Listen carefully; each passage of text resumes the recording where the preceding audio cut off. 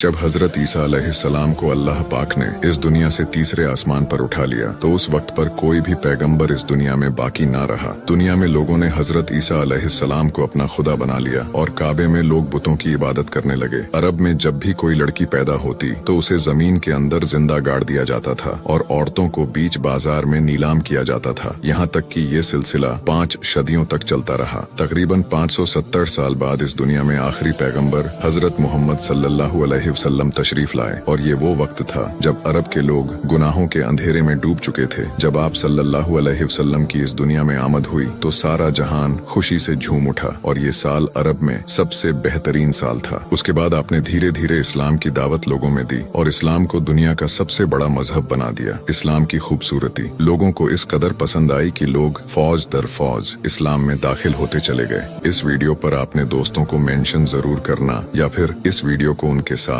Share जरूर करना।